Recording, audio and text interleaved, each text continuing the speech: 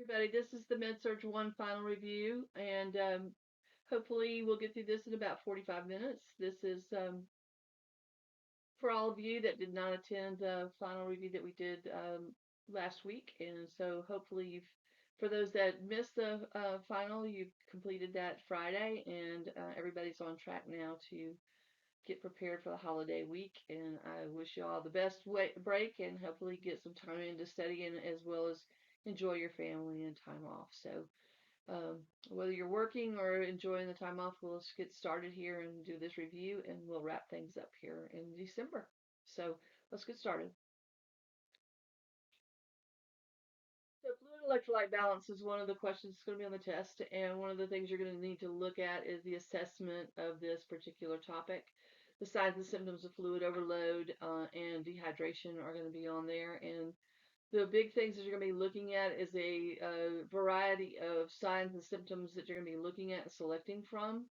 And so one of the things that you'll definitely need to look at are the increased heart rate, BP, and respiratory rates. You're going to be looking at other things like pitting edema, RALS, jugular venous distension that are probably going to be on some of your choices to select from. In your dehydration or your fluid deficits, it's going to be your skin tinting. Remember your furrowed tongues where you have the little lines in the tongue where they're very dry. You're going to have cracked lips, dry skin. You're going to also have fever or increased temperature in this particular one, but not in the fluid overload. You're going to have it in the dehydration. Your electrolyte norms you need to know between the basics that have to do with your confusion or cardiac symptoms, which would be your sodium and potassium and calcium levels. So pay attention to those norms that you need to know. So if you're getting a lab value that's outside of those norms, those will be things that you need to alert your provider for. Hematology, if you have a fluid overload, your hematocrit is going to be diluted. So you're going to have hemodilution there, and your fluid is going to affect that number, and it's going to be decreased. If you have a fluid deficit or you have dehydration, your hematocrit is going to be, of course, increased in that number. So it's going to be falsely elevated. Atherosclerosis is on the test, and we're talking about coronary artery disease or fatty disease of the arterial vessels.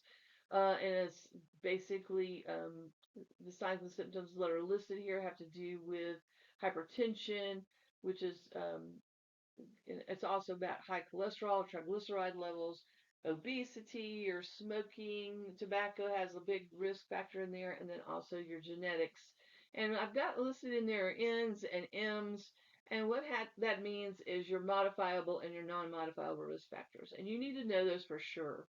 The fact that you can change things means that it's modifiable. If you can't change things, those are things that you're born with it. You cannot change your genetic makeup the way that you're born, and so that is going to be a non-modifiable risk factor. Patients should not really concentrate on that particular thing. So nurses, you're going to you can talk about things that like that, but really that should not be something that you concentrate on. You're going to be looking at, regardless of that non-modifiable, you're going to be looking at things that you can help patients modify to the best of their ability. They're not going to change everything, nor they're going to want to, and so you're going to try and find ways to meet that happy medium of trying to figure out how they can modify some of those risk factors and still enjoy their life. So look at those. This is where the focus is on the modifiable, and these are the things that the patients can change. Understand that smoking cessation is going to take a very long time to do. If they're heavy drinkers or heavy smokers, those are going to take time. If they're obese, it's going to take time for them to lose weight and to make some dietary changes that they can actually handle and stick to and sustain over time. So pay attention to those things that maybe some quick wins for them, and get some concentrate on some of the selections on this test that would help you make some of those quick wins. Your heart failure, right-sided and left-sided. I put a graphic in here for you that gives you the causes and also gives you the symptoms. This is a really big breakdown here of right-sided and left-sided heart failure. This is very good for you to understand. And basically, they're not talking so much about treatment and education. More so, the test is going to concentrate on the signs and symptoms of things that you need to know about. Your right-sided heart failure is going to concentrate more on jugular venous distension, your peripheral edema, your ascites, your hepatomegaly. It's going to be things that are below the lungs. Your left-sided heart failure is going to be where the fluid goes into or backs up into the lungs. And so those are going to be where you have your shortness of breath, your orthopnea, your nocturnal dyspnea, waking up, having to sit up straight, pulmonary edema. They're going to have productive frothy sputum, um, and they're going to have crackles or rows in their lungs. So you're going to have that. You're going to have the anorexia, nausea, and weight gain with your right-sided as opposed to your left-sided. So pay attention to the differences in the heart failure situation here. Nitroglycerin, this is one of the things with cardiac disease that people use for relieving angina. It's a vasodilator. It is some of the things that they're going to ask you is out of all of the things that happen with taking nitroglycerin, what are the things that you can expect for the patient to complain about? And if they ask you about it, one of the things that they're going to see is headaches. They're going to also see a lowered BP and they may see orthostatic hypotension. One of the big contraindications for this drug is that they're supposed to be told about it, letting people know if they're on any kind of phosphodiesterase 5 or in here like sildenafil or tadalafil, um, your Cialis, you know, anything for erectile dysfunction. They need to let people know about that because they could actually have life-threatening drops in blood pressure if they are on a nitrate with those drugs. Propranolol is also a drug that they take for hypertension and also for heart rate. So beta blockers have to be watched for not only for um, cardiac disease, but usually sometimes lung disease is also goes along with cardiac. So you need to make sure that people are assessed for chronic obstructive lung disease or asthma. It is safe to use for patients with depression or glaucoma. Sometimes people think that with beta blockers you can't use it, but this particular drug you can use it for glaucoma. Side effects, it blocks smooth muscle relaxation, so sometimes it's hard for people with asthma to take this drug, and so it's contraindicated because it can cause or lead into bronchospasms. People, the cardiogenic shock patients, they do not use this drug for that, and also with patients with AV heart blocks, they do not use this drug for that. So pay attention to the side effects and the contraindications with propranolol, and it's otherwise known as Indoral. Warfarin is an anticoagulant and it's an oral medication and it's used when you're weaning patients from heparin. This is a drug that can cause bleeding and hemorrhage. It's a side effect of that. Um, the precautions, it takes several days to reach therapeutic levels, sometimes 1 to 5 days. The reversal agent for warfarin is vitamin K, and the lab monitoring is your INR.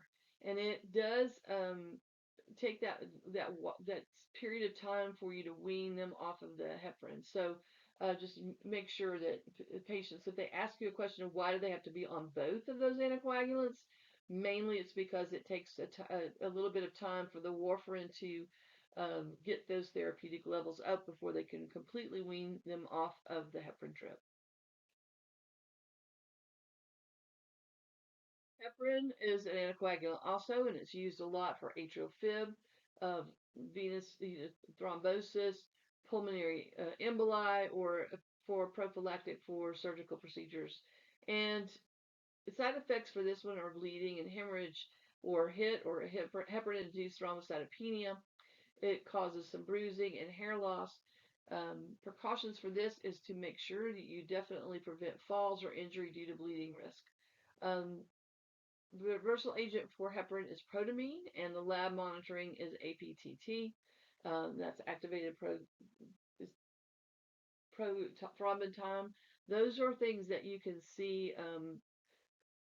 happening with everything but the low molecular weight heparin, and that's enoxaparin. The difference between the heparin is just as a different factor, and you don't have to have testing with enoxaparin. And you see that a lot on post-operative floors where they do total joints and any kind of surgery, or people that are on bed rest are on that drug, and they can give that as they discharge home, and patients are taught how to give that drug at home. Heparin is also given sub-Q as well as IV infusion. And the IV infusion fluctuates based on some lab values. So there is a protocol, or there are protocols for heparin based on their lab values.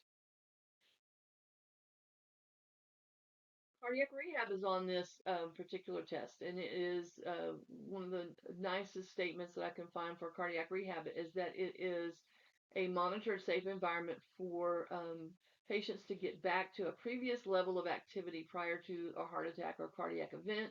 It will not undo the damage to the heart, unfortunately. The main reason that doctors prescribe cardiac rehab is because there are trained professionals there to monitor those patients. They have emergency equipment there with defibrillators and the whole 9 yards, code card and everything there to make sure that those patients are safely cared for and monitored.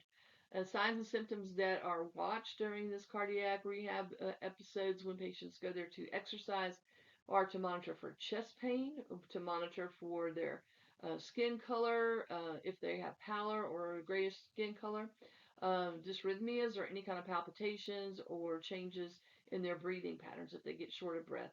They're supposed to slow down and rest. And so this allows them to have that opportunity to swim, to use some weights, and gradually increase their stamina and their balance and their cardiac um, in, endurance during this time. And so they have trained professionals to help them with that. AAA, which is your aortic aneurysm, abdominal aortic aneurysm. It is a aneurysm or a weakened area of the aorta, which is a major artery of the body. The signs and symptoms of impending rupture, which is a major problem with an aortic aneurysm, is that it'll be a sudden onset of severe back pain or severe abdominal pain. And this can be an intermittent or persistent pain. The complications of this aneurysm is it can rupture. You can throw clots. It can cause clots to form ischemic areas in the distal to the clot. It can cause paralysis if it goes into cause blockage of spinal cord areas, hemorrhage, and death if it's not treated quickly. Treatment is surgery or angiografting to repair that aortic area, and so it is a very life-threatening concern. Coronary artery bypass grafting is been around since the 80s, 1980s. And the purpose of this particular procedure is to restore blood flow to the heart muscle previously blocked. It is the precautions for this particular procedure is you are to avoid strenuous activity the first few weeks post-operatively, mainly because the surgery goes through the sternum, and so they restrict that lifting to 5 to 8 pounds to prevent any of that sternal incisional dehiscence. And so patients are required to rest often. They may feel good, but the work on the heart takes time to heal, and so they are required to rest often if they feel fatigued in any way. Postoperative care requires you to monitor fluids, blood replacement, outputs of urine, and chest drainage. They do have chest tube drainage. Um, they have mediastinal chest tubes. If they do have a pneumothorax, they will have a thoracic chest tube. But the main chest tubes are mediastinal, which is in the mid chest. Electrolyte balance, hemodynamic monitoring, and heart rhythm monitoring.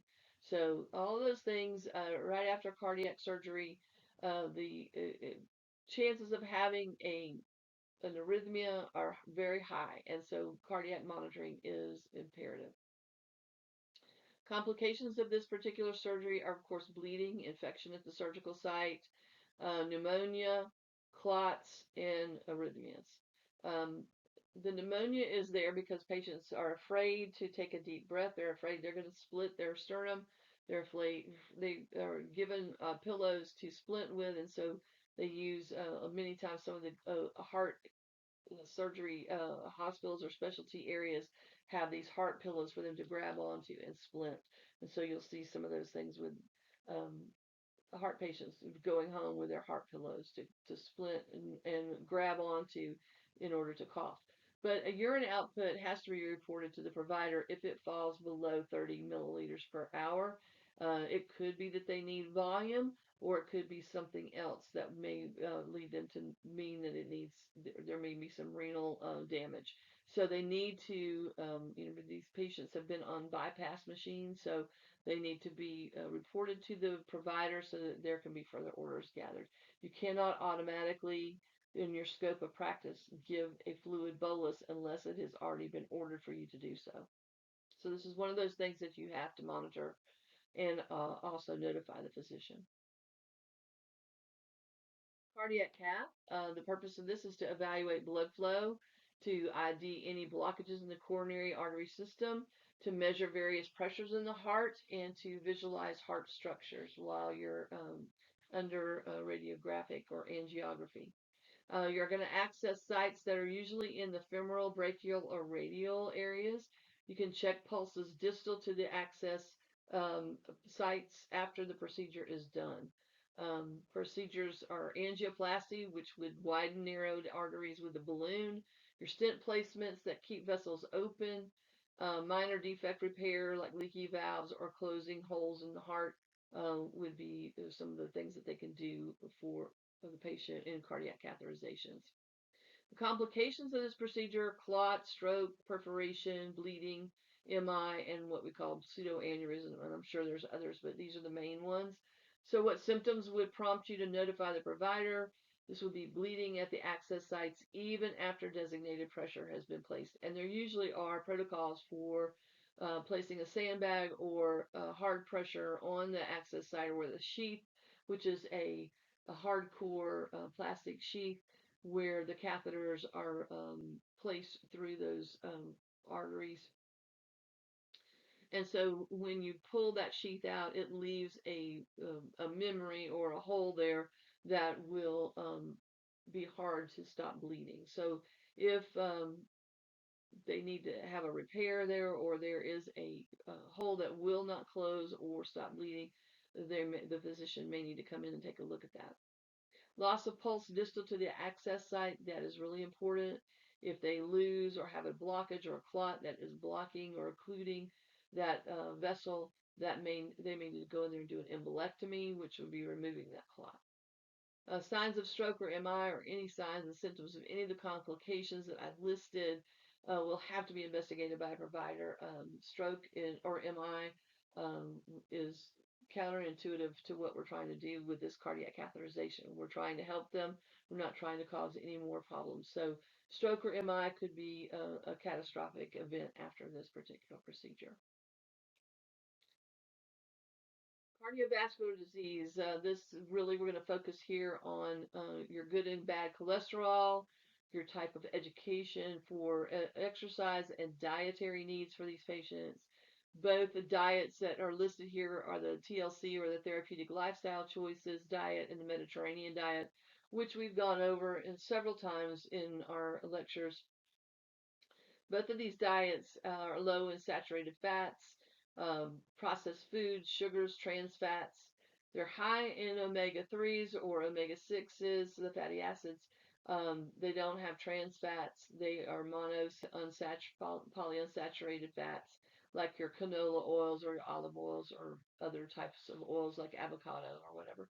They have more fish, limited red lean meats, portions are limited. Your beans, poultry is skinless.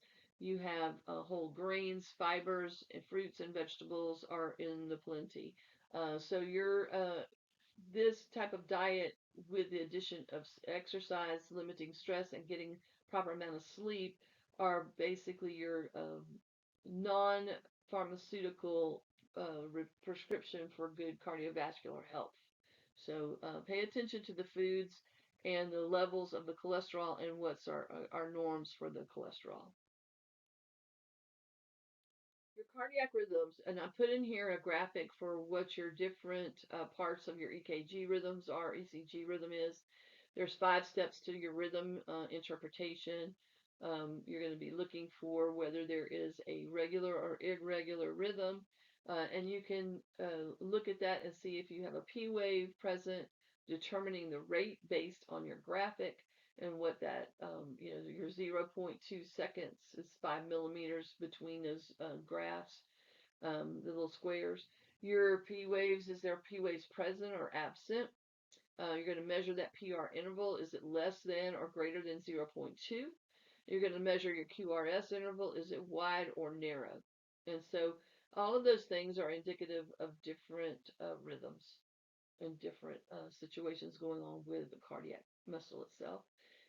So those are your things that you need to look at. And on the test, what it's going to do is it's going to ask you to pinpoint or circle maybe P waves or circle an ST segment. So you're going to be seeing an outline or a graphic of an EKG rhythm, and you're going to be asked to identify certain characteristics of an EKG rhythm. Your code blue, the steps to CPR. What are your steps? Circulation, airway, breathing. Some people say ABCs, but the most current thing is CAB, which is circulation, because they want you to start compressions as soon as possible, and then do airway and breathing. Your priorities in the code is to make sure you call for help immediately. Getting the code card in the hospital or the clinic is, one of those delegated tasks. You want that code card there so you can use, your backboard from your bed, but you really want to have that code card there so you can start timing and get your defibrillator there. Early shocking is really good if necessary. Initiating the chest compressions and having someone there to help you because it is very tiring and you will get worn out if you don't have someone there to help you. Defibrillator pads need to go on right away, and so you'll also need pharmacy and call that code so you can have all of those extra people there to help you and scribe there to make sure that you have traffic control and have delegated tasks for each team member. The MI. The purpose of the EKG in an MI is to check the heartbeat by recording the electrical signals of the heart. The EKG can tell you a lot about what's going on with that heart. It can diagnose heart attacks. It can diagnose ischemia or heart blockage, and that is your non-STEMI or STEMI.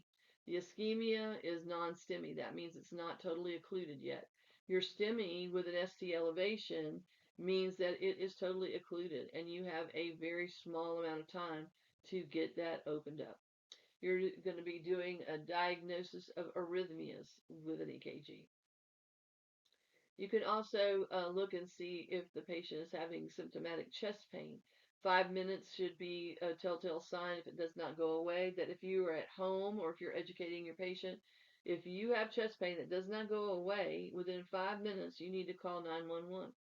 You could chew an aspirin. I don't know how many people have aspirin at home, but it's always good to have a bottle. It does expire, and so if it smells like vinegar or very sour, it's getting expired, so you can't use it. So that's why a lot of people don't choose to have it. You can have a small bottle. Take nitroglycerin, 0.3 to zero point 0.4 milligram tablets if it's prescribed to you, one every 5 minutes times three. That's 3 is the maximum.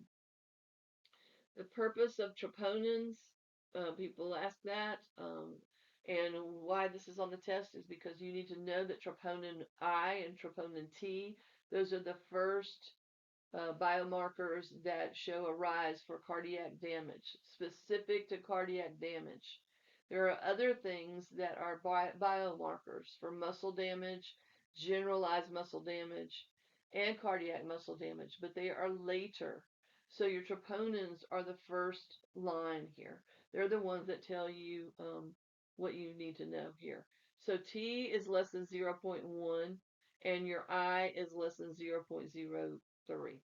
So those are your norms for that. So that's what you need to look for. But just remember your troponin is your first cardiac enzyme or biomarker to rise following cardiac damage from an MI. ABG interpretations. The big focus for this particular test is going to be on respiratory acidosis, and then in metabolic alkalosis, which would be in some of your shock situations. So respiratory acidosis would be a pH lower than 7.35, 7.45, and a PCO2 higher than 45, basically. Because respiratory acidosis means that you're not having gas exchange. That is the main crux of this whole thing. You are so sleepy because of hypercapnia that you are not getting enough oxygen. You're impaired breathing. And so the respiratory depression could be caused from opiate overdose or drug induced from some sedatives, anesthesia. You have weak respiratory muscles. It could be from paralysis or, post anesthesia, the reversal agents weren't strong enough or that were not effective enough or they didn't give enough to you. And so when you're waking up, you're looking like a fish out of water. And so your respiratory muscles have not completely gotten back to normal. Trauma to the chest, causing a flailed chest. You're not able to expand your lungs properly, causing inadequate chest expansion. So those things are what's causing you to not have that gas exchange. Obstruction could be from aspiration or bronchoconstriction, your laryngeal edema, a pulmonary embolus, pneumonia or COPD from emphysema or bronchitis or chronic bronchitis. All of those things can obstruct your lower respiratory tract. If that happens, you're not going to have that gas exchange. You're not going to have the exchange of CO2 and oxygen that allows you to blow off CO2. And so therefore, you're basically putting yourself to sleep. On the other hand, you have the metabolic alkalosis, which is going to occur when there's an alteration of a level of bicarb along with an increase in your pH. And this results in hypercalcemia from too many antacids or a loop or thiazide diuretics. You've got hypokalemia or gastric secretions, hypovolemia. This is from your shock situation or your hyperaldosteronism. And so when you're looking at some of those things, your metabolic acidosis, you can look at all those different things about your DKA, starvation, hypoxia, your liver failures, dehydration or diarrhea, those things. Look at through all of these things, but basically what you're going to be looking at is your respiratory acidosis for these things. So study your norms of your pH. Remember your CO2 is your driver of whether you're going to have your acidosis or alkalosis. Bicarb runs the metabolic side, and your respiratory is run by your CO2. And your O2 is your O2. Remember your pH is driven by whether it's compensated or not through metabolic channels. So your bicarb serves as a buffer in your base excess. Diuretics. Now, when we're looking at diuretics, they're going to ask you to review some of these different diuretics that are given for heart failure and fluid overload situations, or to increase urine output for maybe renal failure or renal insufficiency. And so, as a nurse, you should be able to explain to the patient what these medications could prevent. And also, if you have an electrolyte imbalance, say if you have both hyponatremia and hyperkalemia, what kind of diuretic could cause this or help with various classifications that would um, mess with that cellular exchange. So out of all those, you have furosemide or Lasix, which is a loop diuretic. What does that mean? You've got hydrochlorothiazide and metalazone, which is thiazides. And then you have spironolactone, which is potassium sparing. So you use your nurse logic. If I have a potassium sparing, that means that I'm not going to have that. I'm going to keep my potassium. So I'm not going to have hypokalemia. I'm going to keep it. So do your best judgment on how those different types of diuretics work, and if your thiazides or your loops keep potassium or if they lose potassium, and how that sodium and potassium pump work in the cells. Respiratory post-op complications. The biggest thing that you have is atelectasis. Atelectasis forms the baseline for everything post-operative, or for anybody that lays around in the bed. Because if you don't expand your lungs, you're going to get atelectasis. And what atelectasis does is it shuts down the capacity of the lungs to expand. It leads to fever, it leads to pneumonia, infection, and can lead to really big problems respiratory wise. So what you need to do is make sure that you're watching and paying attention to full chest expansion. And when you go into a patient's room, and if you've been in clinicals with me, the first thing I'm going to ask you to do is to get that patient positioned to where they can fully expand their lungs. If you can swing their knees off the side of the bed and get them to sit up, instead of sitting them up in a semi-Fowler's position, sitting them up full if they can. If they cannot, that's fine. Sit them up head of the bed, high up, high Fowler's, and try to get their chest to where it can fully expand to the best of your ability. Because that's going to be the way that you get them to get that pillow in their abdomen, to hold on tight to it and splint and cough and deep breathe.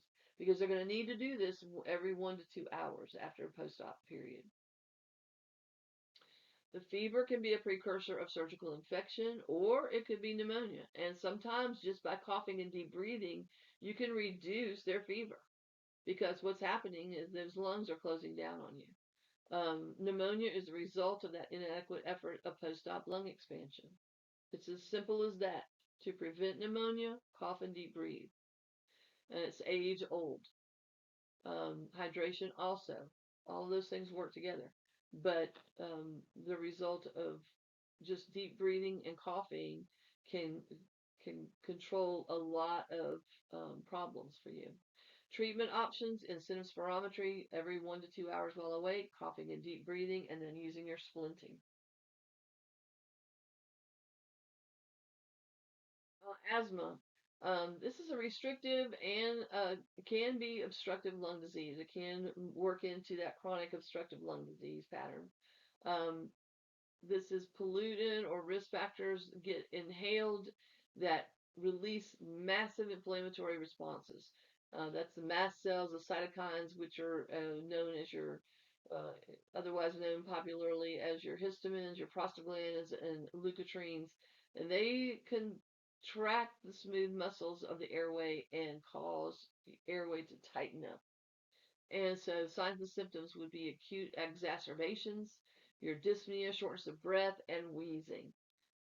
Complications are airway obstruction. And you're educating the patients to think about and recognize the biggest priority for you is to get them to recognize and avoid what triggers those asthmatic exacerbations.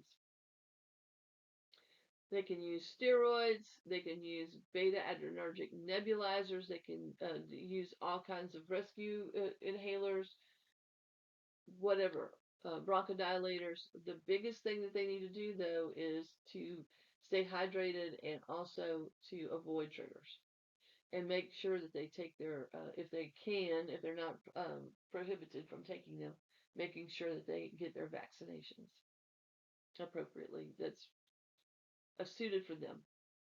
Um, they should be able to use and know how to use their inhalers properly. And they also should know that when they're on prednisone or any kind of steroid chronically, that they will need to taper it off to prevent an acute adrenal insufficiency or crisis. Because they're just like taking prednisone, orally. You want to make sure that you taper off gradually from that. But prednisone is a steroid that is used to reduce inflammatory responses, and asthma can really be a problem. You'll also have rescue inhalers for these patients too. Your lower respiratory infection, you have to think about your anatomy now on your upper and lower. Your lower respiratory infection has mainly to do with your lungs, your bronchiolar and alveolar structures needed for gas exchange. That's the main purpose of the lower respiratory system. Signs and symptoms of any kind of infection there are going to be your fever, your severe cough, your rapid respiratory rate, cyanosis, chest pain, or tightness in your chest. The biggest issue, like I said, is with the gas exchange. So if you have emphysema or asthma or any kind of infection like bronchiectasis, you're going to have a lot of mucus and a lot of problems with that. So you may have to have antibiotics for any kind of bacterial infection. Most of the infections down there are viral. You need fluids, humidified air, humidified oxygen. Avoid your smoking. Avoid pollutants. You may take NSAIDs, the bronchodilator inhalers, or acetaminophen if they're having fever or pain. If this is really a severe situation, you may have to be hospitalized, given IVs, humidified oxygen, and you may need ventilator support. The main reason for hydration is to loosen secretions. So a lot of times with bronchiectasis, the secretions are extremely thick, and so you'll need to have that fluid balance there to make sure that the secretions are thinned out, and you can use some other drugs, mucolytics, that will help reduce the thickness of the secretions. Bronchoscopy. Let's talk about that. Bronchoscopy is to use to diagnose and treat lung problems like infection or inflammation. TB, pneumonia, fungal or parasitic lung infections are also evaluated, and they can use bronchoscopy to obtain sputum specimens or tissue biopsies from the lung. They can be used to remove foreign bodies or other blockages from airway or lungs, and then provide treatment for lung problems. And what happens is the bronchoscope is put in the nose or the mouth, and it's moved down the throat and trachea into the airways, and they look around and through all the air, both sides of the lung, and evaluate, and they use irrigation to flush out the lungs. They basically thin those secretions and do washings, especially to evaluate for cancer or some other diseases. The patient can be at the very minimum NPO for 4 to 8 hours prior to the procedure. And the things to watch for are vocal cord trauma, bronchospasm, laryngospasm, pneumothorax, hemorrhage, or infection. Because you can actually, if there is an infection already present, just by pushing the bronchoscope down into the lung, you can actually push the infection further down. Lung disease, the main thing here is that smoking is the biggest risk factor for lung disease. And also there are genetic factors, and also exposure to environmental pollutants. But lung is the biggest problem with lungs is the smoking. And it still remains to be the biggest problem even after all these years. For nasal sprays, we want to look at why we're using them. They are to relieve congested nasal passages, woo, and it causes the passages to um, constrict the blood vessels and tissues in the nose. The side effects of this is just like any other decongestant. It will cause you to have dry mouth, be nervous, increase your BP and your heart rate. You can have an irregular heart rhythm or tachyarrhythmia, dizziness, chest pain, headaches. Um, and the complication for this, the biggest one is if you use too much nasal spray over time, you can get this rebound congestion, which makes it even worse. And so you become really kind of addicted to nasal spray. And so that's a problem. And it makes it very difficult for you to come off of that because you become very dependent on the nasal spray to keep the nasal passages open. And so the patient should be instructed to um, not use these unless they just absolutely have to. Pulmonary function test, PFTs, the purpose of this particular test is to measure how much air moves in and out of the lungs when you're breathing. This is to assess respiratory function and to determine the extent of any dysfunction that may be present. The most common are measurements of lung volumes, ventilatory function, your mechanics of breathing, how well the patient inhales and exhales, the mechanics of the breathing, and the diffusion of gas exchange. And you can see on that graphic all the different tests that are run here. So pay attention to that. But the big reason is to explain to patients or have the knowledge base that this is what this pulmonary function test is for. This is why we're using it. Tuberculosis, one of the things patients don't always understand, they think they feel good when they start taking medication. The medication for TB is not the most pleasant, but they start feeling okay.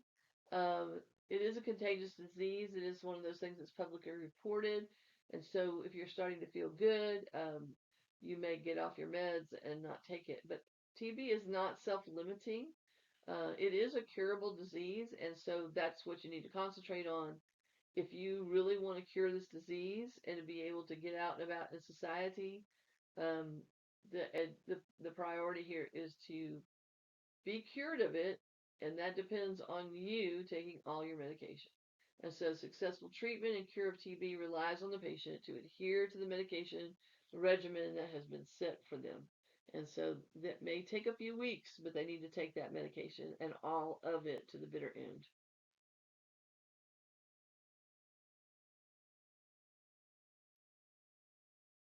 Here's chest tube, and this illustration of this chest tube shows you the different. This is a three-chamber thing for like it looks like a pleurovac kind of thing. It's a disposable chest tube device. This is to drain fluid and air from the lungs, and it can be blood or purulence that collects between the chest wall, causing the lung to collapse. And you can have different kinds of um, problems with a collapsed lung. It could be pneumothorax, empyema, which is pus. It could be hemothorax, which is blood. It could be chyle, and it could be malignant effusions where you've had multiple sticky, gooey areas in your lung, which has caused it to just stick to itself. And that is where you have to go in there and you have to scrape the inner lining of the lung, and that's called a pleurodesis. And so, because of that, they keep that chest tube in there. The types, basically, they're pleural or mediastinal tubes. Um, for the transport, this is a big important thing. This is on the test. Basically, you will always need to keep this transport device upright and below the level of the chest at all times to prevent air and fluid from re-entering into the thoracic cavity. So you do not put this in the bed with the patient. It's never above the level of the chest. The complications for this could be sub-Q emphysema, where you feel crackles like packing material where you pop the little plastic bubbles. Sub-Q emphysema feels like that. That's significant. It shows an air leak that's underneath the subcutaneous tissue. There can be bleeding, infection, injury to the diaphragm or internal organs, um, more continuous bubbling in the water seal chamber indicates that there's an air leak in the drainage system. Now, when you initially put in a chest tube, you're going to see brisk bubbling in that water seal chamber. That is normal, but it should subside and just be minimal. Um, you're going to see fluctuations through inspiration and exhalation. You're going to see fluctuations like that. But you should not see this constant bubbling in the water chamber. That just means there's an air leak, and that needs to be something addressed with the provider. They need to know that there's an air leak there. And when the lung heals or the situation resolves itself, that air leak will diminish in its fervor or bubbling. And sometimes the physician has to repair it. Tracheostomy, the purpose of this is to provide a temporary or permanent airway when the upper airway is compromised. And so the intervention here is, on this particular test, is for the patient. You're going to be teaching the patient or the family member how to provide proper suctioning to the trachea. So the tracheostomy. And so one of the things or the goal for this is before the patient is discharged, what do you want the goal of this particular skill? And what you really want the patient to demonstrate to you or the family member, in the case that this patient may be paralyzed or can't suction themselves, is they should be able to show you or demonstrate a total ability to suction themselves or suction their family member without any assistance. They should be able to do it independently. And when I put down here, learn how to speak, the patient that has the permanent trach should be able to plug that trach and talk. That's going to be something that respiratory therapy and other personnel help the patient with as well. COPD, this is chronic lung condition that is caused by damage to the lungs resulting in swelling and inflammation inside the airways that restricts or obstructs the gas exchange. Once again, we're talking about the gas exchange here. So keep that in mind. You're going to be seeing that this is most often caused by smoking tobacco.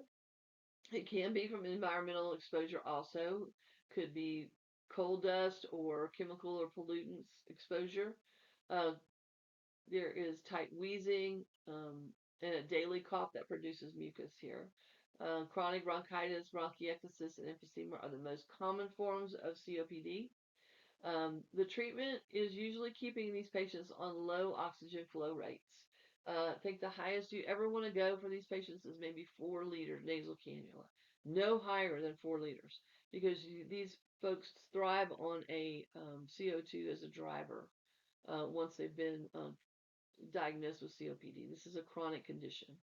You're going to treat them only as they need to be treated. Patients should be on short and long-acting inhaler therapy, which includes bronchodilators and steroids. These are taken before meals to help with eating and to reduce that shortness of breath. For these patients to eat takes a huge amount of energy, and so they need to eat to have energy to breathe.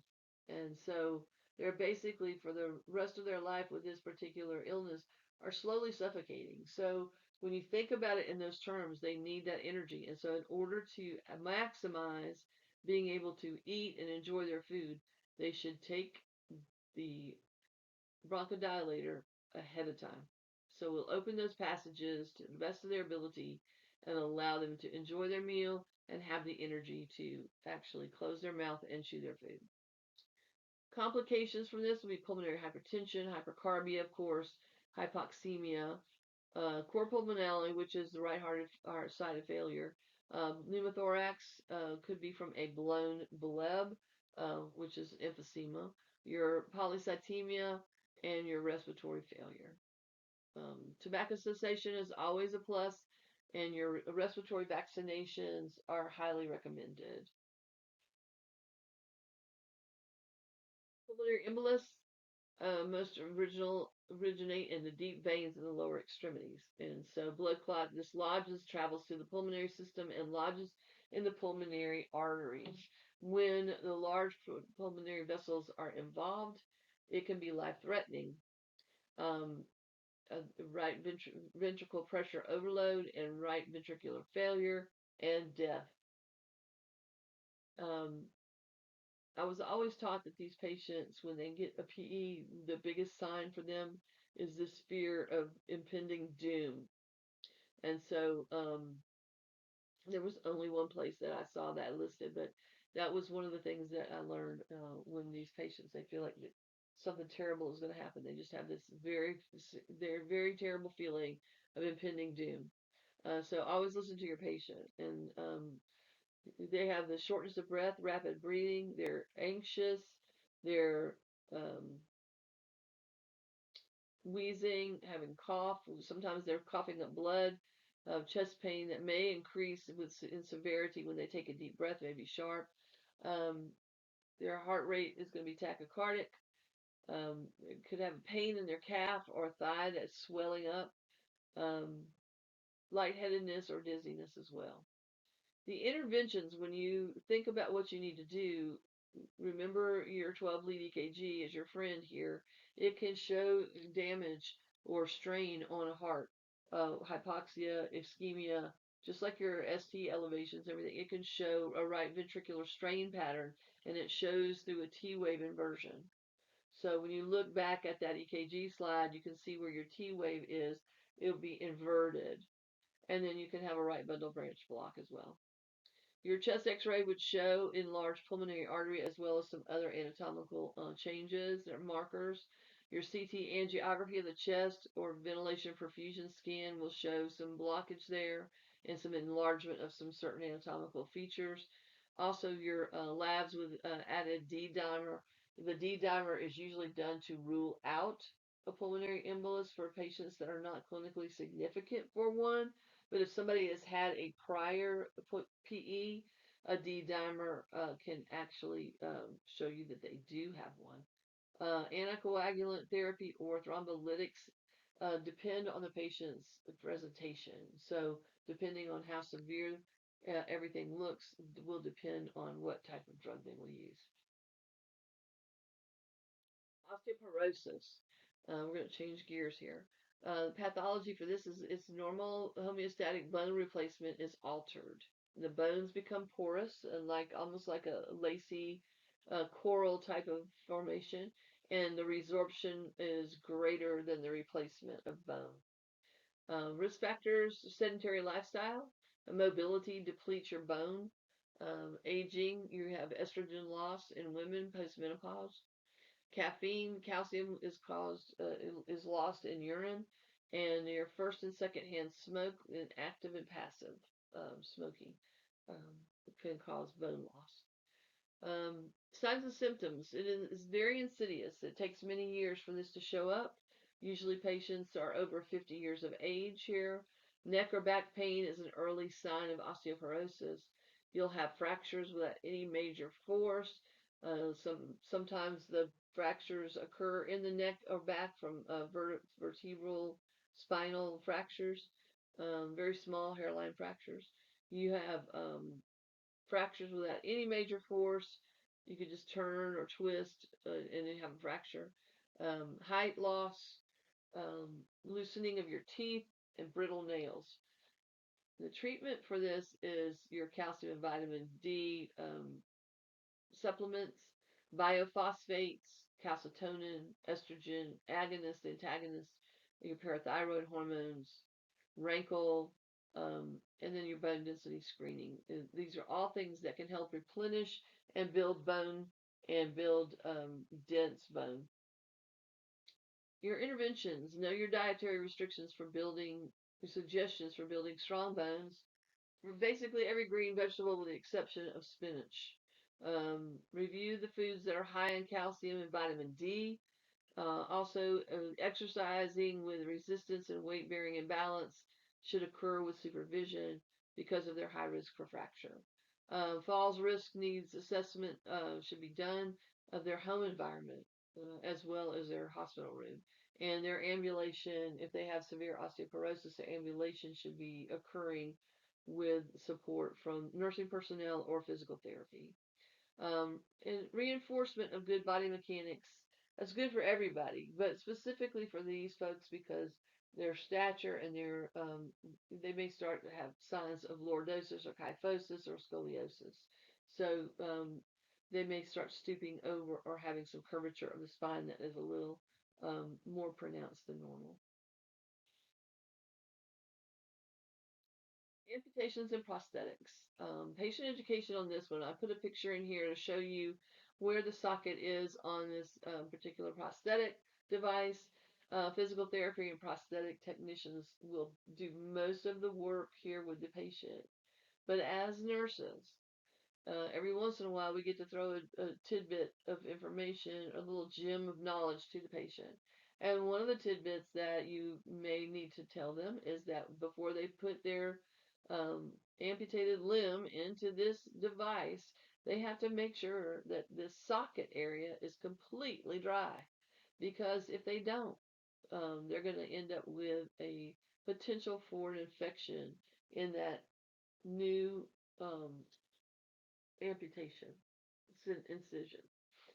They are going to be covering that, maybe covering that amputation for a while, like put a stockinette or some kind of device on it just to protect the incision line until it heals very, very well and starts forming a callus.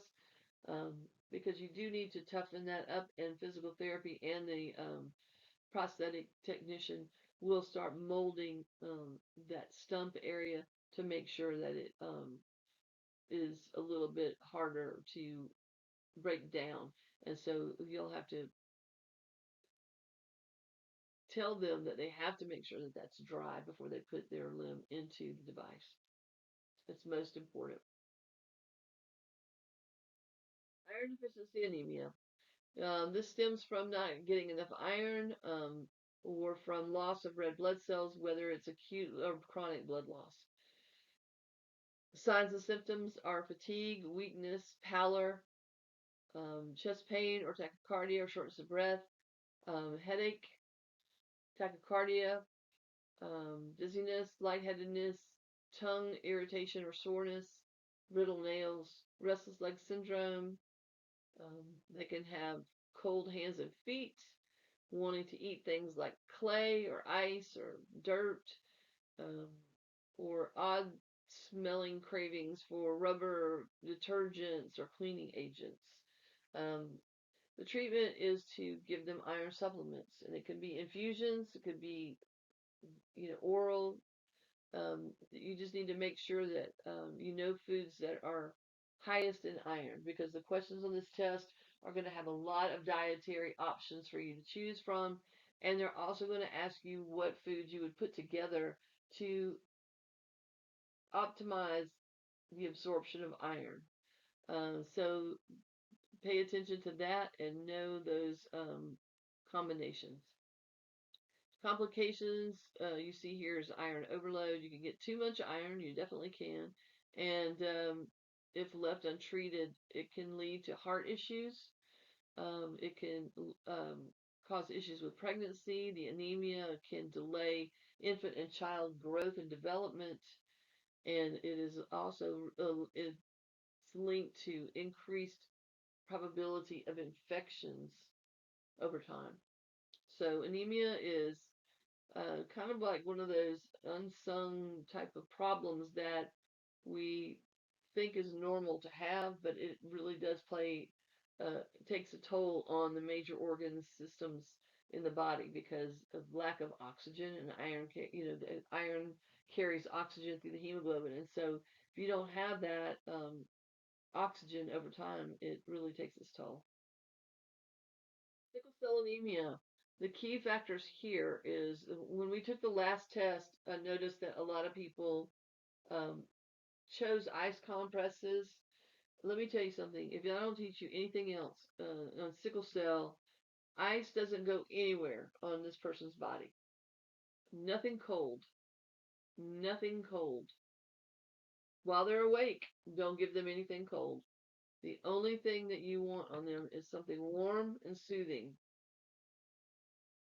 If you monitor or watch patients with sickle cell disease, they are wearing fur coats in the summertime. They are wearing socks. They are wearing Ugg boots. They are covered up. They do not like cold. And the main reason they don't want cold is because it can cause vasoconstriction, leading to more sickle cell crises. You do not want that. So please keep them warm. And so any question you see on this test that has anything to do with hot, cold, dressing changes, whatever it may be, hot, cold, ice packs or whatever. There's no ice on this person, period. So it's a genetic disorder. It makes no abnormal hemoglobin. Red cells in sickle cell disease are hard and sticky. They're shaped like a sickle or a C. They clump together and they block small blood vessels, and that impedes the oxygenation to the tissue, which leads to tissue necrosis. And so you can have major organ damage. So the signs and symptoms that you'll see are anemia, jaundice, which is yellow skin, yellow eyes, pain, severe pain at times, fatigue, acute chest syndrome, which mimics pneumonia, and it can occur more frequently if your patient is not hydrated. So that's a huge important factor is you've got to have 8 to 10 glasses of water a day or more. Um, Splenic pooling, stroke is very prevalent, and priapism, which is erectile, can be causes erectile dysfunction if you don't handle it immediately. The main point for sickle cell is that many people just do not understand that the pain is something that goes along with this. They're not addicted. They need the pain medicine. It is severe crises, and they need to be dealt with accordingly. Hydrate children all day long. Parents should set a fluid intake goal to make sure that those patients get the required amount of fluids they need to maintain a balanced hydration. Um, so I can't stress that enough. And they just have to have that 8 to 10 glasses of water per day. Watch for urine and renal failure in these patients as well. Hemophilia A. Um, if you have a patient with hemophilia and they need surgery, and this basically will go along with anybody that has any kind of bleeding disorder, what would you expect to happen if you were to check postoperatively on these patients? If you had a patient that was on an anticoagulant, who was specific with hemophilia, there's always a chance that you're not going to see any outward bleeding, but there could be some occult bleeding from the GI tract. And so, one of these obscure questions they may ask you is, remember that these patients, no matter who, they could be at risk for GI bleeds. And so, the easiest way to assess or to gain information if whether they're having a GI bleed or not is to ask for or get a stool sample. And so, one of those little hemocults or something like that, where you can just put that little dot of um, material on there and check and see if it turns blue or not. If it turns blue, then it means it's positive for bleeding. So it could be so occult you may not be able to see it. But these folks are free bleeders, and so you have to be very careful. And they need surgery too sometimes. Their joints wear out just like everybody else's. So while they live their entire life trying to prevent bleeding, they may, in fact, have the need for surgery sometimes. Blood transfusion and management of reactions. The purpose of blood transfusion, of course, is to replace blood cells due to anemia, whether chronic or due to acute hemorrhage, and also to replace any kind of blood factors or blood products or plasma um, if they're lacking it, or platelets. The types of blood transfusions you may see are red blood cells, platelets, clotting factors, plasma, could be gamma globulin, something like that.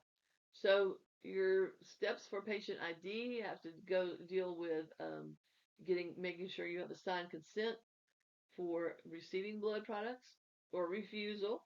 You got to have that.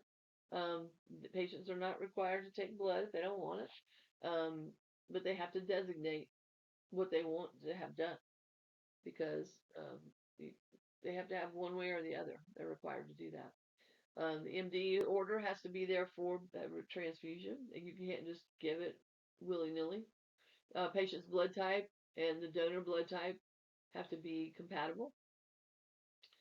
Expiration date needs to be on the blood pack. There needs to be a number for the blood. The vital signs need to be logged, and the temperature needs to be there pre-transfusion and during the transfusion.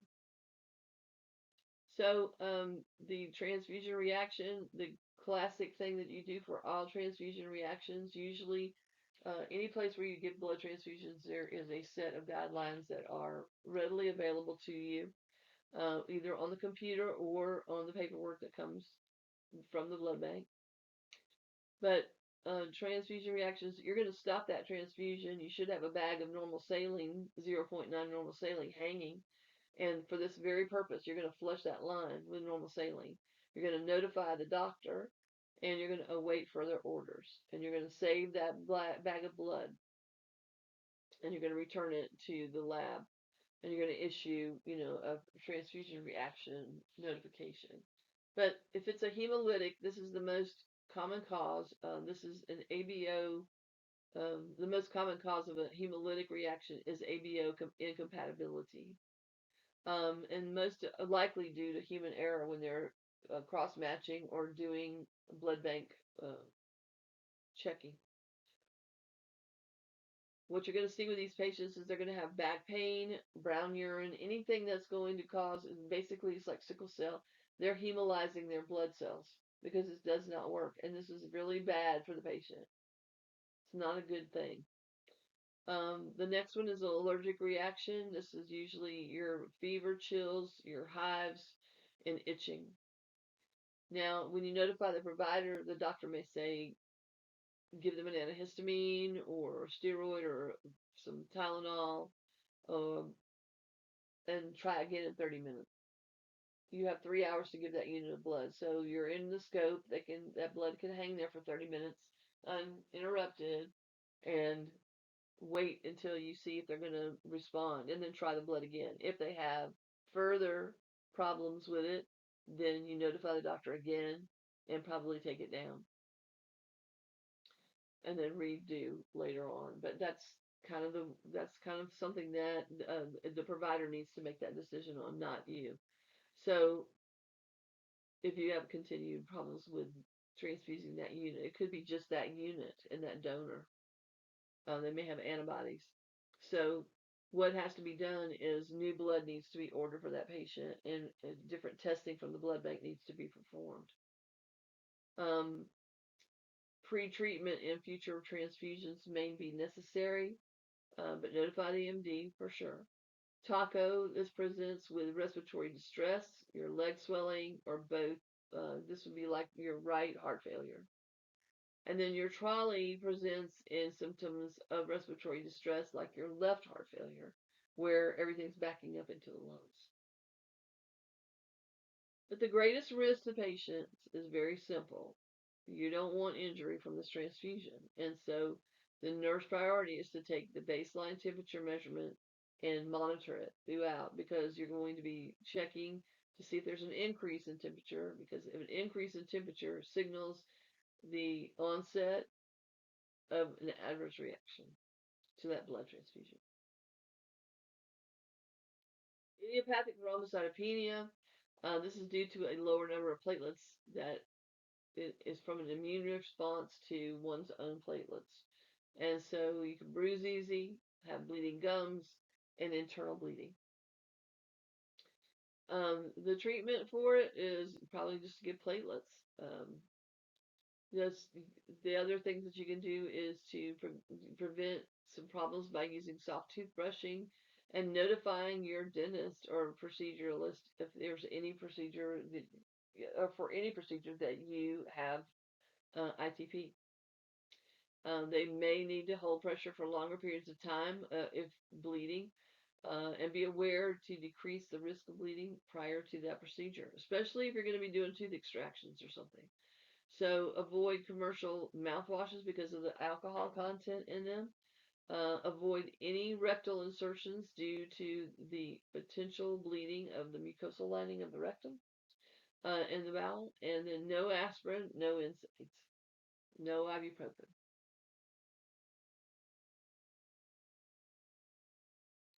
Now we get into a couple of problems from MedMath, and so I put you some issues here that you can work through, and you can do this any way you want to. But here is a sample, and this is a very, very, very detailed breakdown of how this problem was solved. And it gives you the need to know information out of this problem.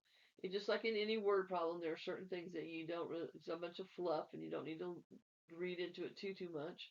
The key thing is what you need to know, what how you need to go through those steps. What are you supposed to calculate first? What are you supposed to calculate next? What are you supposed to do with it? And then how are you supposed to solve for X? Those are the basic things. And so here's two examples, and you can look through those. They're both ratio and proportion problems. One just is about what you have and what you're asked to give and what you have on hand. This other one, back is I don't think I can go back. Um, The other one is about changing weight to, it's weight based. So this one is a little different. So just pay attention. It's follow the test instructions exactly. It's about the math. Some instructions like will tell you about doing round to the nearest whole number. Some will say round to the nearest tenth. So you need to pay attention to those instructions because if you get it wrong, then you overlooked something. So just pay attention to what those things tell you and don't overread it or don't simplify it to that. Read read exactly if you need to use your scratch paper, write exactly what it is that they want you to do. Home O2 management at patient discharge. This the things to look for here is you're going to be wanting to know if that patient um, has a nasal cannula or other O2 device, if they know how to use it.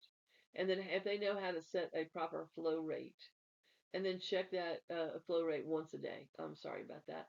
Um, check that O2 tank for fullness and then make sure that they're going to check the top of their ears and their nose to make sure they don't have any pressure injury or soreness.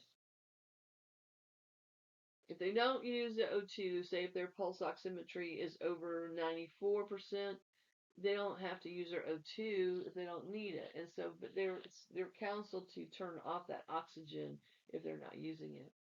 And then if they need to call the provider, their discharge instructions will tell them if they're having a problem with their pulse oximetry not getting above 90%, or if they're getting short of breath, or if they feel like they're drowning for some other reason. Precautions, signs present upon entry should show that the oxygen is in use and that there is no smoking. And that all trip and fall hazards are out of the way because some of these patients have super long oxygen cords or tubings that stretch all across the house. And so you got to make sure that you don't have a lot of throw rugs or trip and fall areas. So those information tidbits go along with the patient when they discharge. Shock. Um, when we talk about shock, we talk about anything that causes hypoperfusion to the tissues, hypermetabolism, and activation of inflammatory responses. It doesn't matter what is going on or what organ system. It does not matter. Early signs and symptoms, which are the compensatory mechanisms, show that this patient has increased oxygen demands. They're starting to breathe heavy. They're starting to have increased metabolic demands. They may have a high fever, increased heart rate, and their urine output may slow down because of their increased demands from oxygen and fever and all that. They're going to have insensible loss of fluid and they're going to start becoming dehydrated. The late or progressive state of shock signs and symptoms have to do with the compensatory measures that are failing now. And these compensatory methods, you're starting to see an increase in your cardiac biomarkers. This would be your troponins. Your mental status starts to change. They may get more sedated. They may get confused. They're going to have acute kidney failure, liver failure, possibly a GI bleed. Petechiae are starting to form. And those are those little dots or those little areas of microhemorrhaging. The irreversible states of shock have to do with coma, severe hypotension, slow, shallow respiratory effort, and arrhythmias. And the treatment for this is to treat the underlying cause of the sepsis, whether it's infection, whether it's trauma, whether it is cancer that is occluded, major vessels somewhere. Um, we don't know. So treat underlying cause. Restore that tissue perfusion with fluids, provide respiratory support, and ventilate the patient so they don't have to work so hard. Provide nutritional support for energy. They are definitely going to need some kind of form of nutrition. Um, and mainly they may put in a TPN or they may put in a G tube or something, depending on what it is. Now, if they have something going on GI wise, they may not be able to do that. So, depending on the state of the patient and what the causative factor is, provide oral care because if they're on a ventilator, they need to have that oral care to prevent ventilator associated pneumonia. Monitor efforts and evaluate those efforts for effectiveness. And that would be for hemodynamic monitoring, if they're on pressors or drugs that will elevate their blood pressure, slow their heart rate, monitoring, that kind of thing. Metabolic and vascular conditions, where their pulses, what's their skin tone, what's their lab values looking like, mental status changes, getting those serial labs to show you what their blood count looks like. Are they getting hydrated? Are they overhydrated? What's their urine output? What do their x-rays look like? What do their lungs look like? What's their sputum look like? What are their cultures coming back? All those things play a part. Complications for shock, ventilator acquired pneumonia, the hospital acquired infections from central lines and catheters, stress ulcer. Um, when you're having all these things done to you and you're under a shock state for a period of time, your body gets stressed and you can actually have a stress ulcer. These patients may also have NG tubes and all kinds of drainage tubes that will also cause to have, stress just from having that foreign object in the abdomen.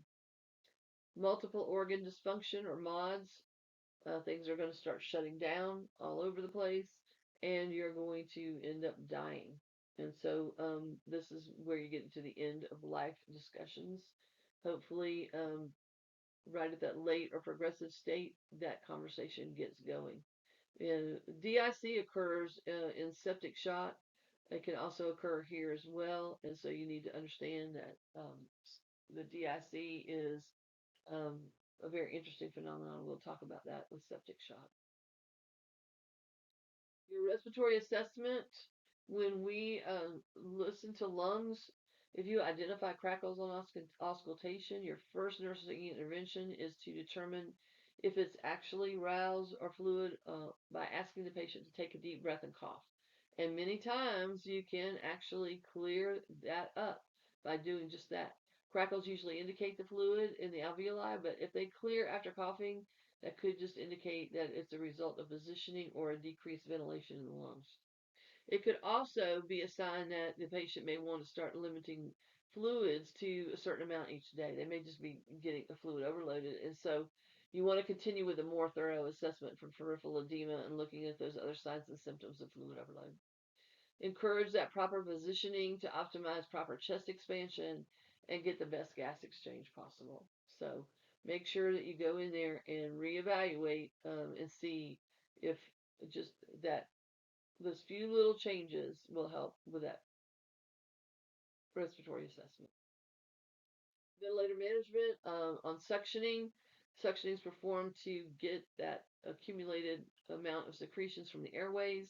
You want um, to pre-oxygenate before inserting that suction tubing with 100% O2 manual with a resuscitation bag. And the reason why is because you are fixing to basically not give the patient any oxygen whatsoever. If you're going to suck those secretions out, you're basically stifling them from any air whatsoever. So make sure that you do not leave them with no air before you go in there. So the possible complications of suctioning can be hypoxia, which is going to put them into a tachycardic state, possibly give them arrhythmia, and possibly tissue injury. So you want to prevent those possible complications from adding, fuel to the fire here. So re-oxygenate before inserting suction tubing. Multiple myeloma. This is a blood cancer due to malignant plasma cells proliferating in the bone marrow. Bone becomes very fragile, osteolytic lesions, and starts being destroyed. It's characterized by these bone lesions, renal injury, anemia, and hypercalcemia. The bone pain, bone lesions, anemia, hypercalcemia. The calcemia, the calcium is in the blood, not in the bone. We've got fatigue, persistent pain in the lower back, hips, and our skull. You have unintentional weight loss, neuropathy, fractures, osteoporosis, Raynaud's, and then frequent infections and fever. The key labs you want to look at for multiple myeloma is calcium, and the reason why is because you are having destruction of bone, and so the calcium is in the blood. Your CBC and differential, your total protein, albumin, lactate, and chemistry are other lab values you want to look at. But the key one is calcium, and the reason for that is because of the bone destruction. Lab interpretation, your CBC with diff. You want to look at your hematology chapter and look over those labs. What you think is going on with a patient with an elevated white count. We talked about this. This is um,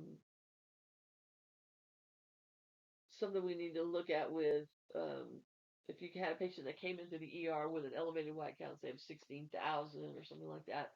When you look at the breakdown of those white cells, your immature neutrophils or your bands and your normal monocytes, you're looking at a left shift here. And so what would that be indicative of? If you didn't answer this, you should be. This should be signifying to you that you have an acute infectious process going on with this patient. So, you need to look at those neutrophils because those are immature white blood cells. They haven't had time to actually mature. So they're not going to be helpful to the immune system. The immune system is in trouble.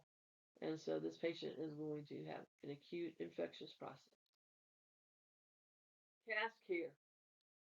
We're just jumping around. All right, CAS care. Injury prevention is what this is about. This is to stabilize a fracture, of course. But whenever you put a cast on somebody, you have to pay attention to the pressure that it may exert because human hands are putting this cast on. So you want to watch for pressure points and monitor for pressure injury at the traction sites or the cast sites, and you want to prevent misalignment. Prior to checking, um,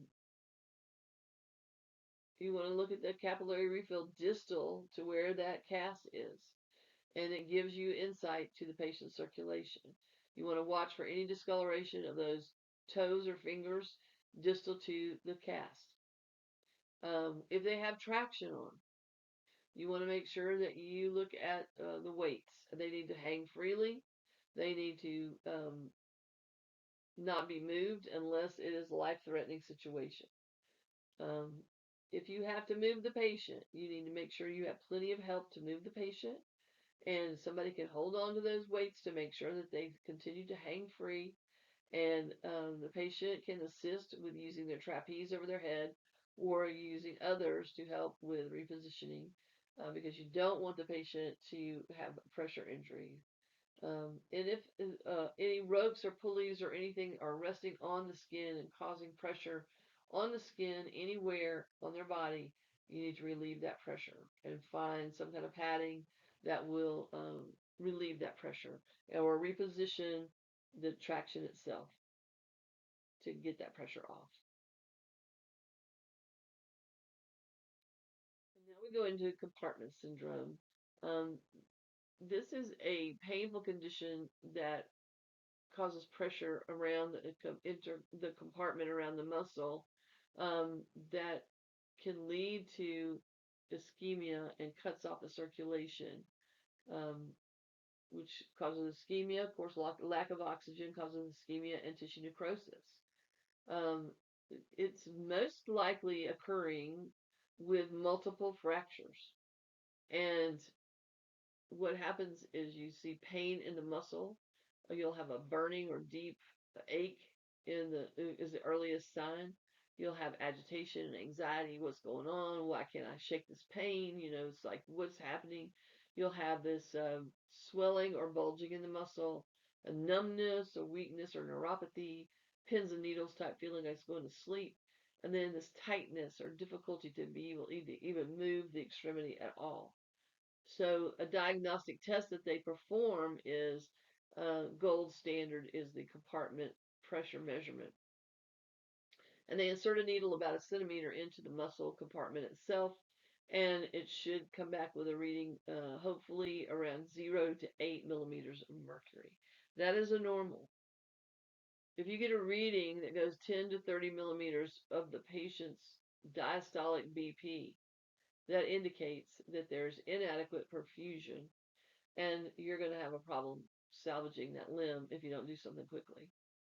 So there, if you even runners without a fracture can get compartment syndrome, and so if it's not severe, you can handle it with rest and elevation and different kinds of shoes and recovery shoes and different things. But if you have fractures, that's a whole other ballgame. So we're elevating this compartment syndrome here is an acute problem that has to be handled differently than a compartment syndrome from a runner standpoint. You have multiple injuries internal to that limb. And so what has to happen is that has to be evaluated, and it could possibly lead to having fasciotomies, which are small incisions made to reduce the pressure on that muscle. And so, if it's casted, they may have to, you definitely have to call the provider to come and look at that limb and evaluate it and possibly remove that cast. Non-surgical depends on the level of that trauma. And if they do decide to splint that cast, they may just cut it and bivalve it and just release the pressure that way.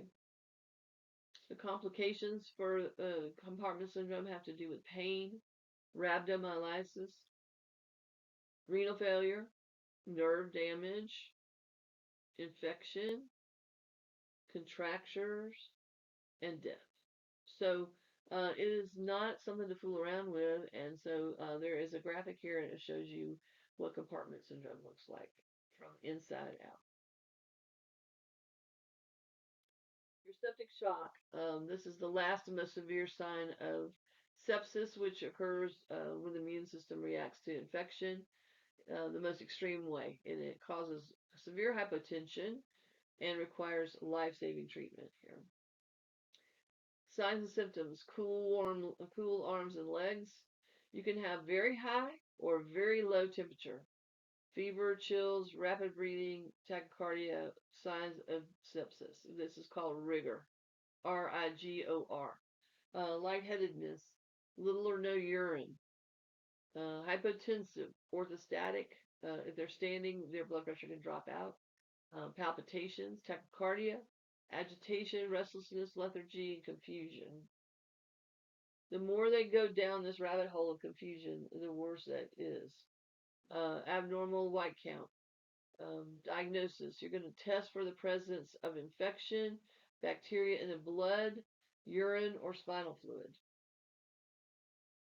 The treatment for these patients is fluids, of course, antibiotics, probably, medications. It could be pressors, could be volume expanders, all kinds of different things they're going to give. Complications for this particular thing is DIC.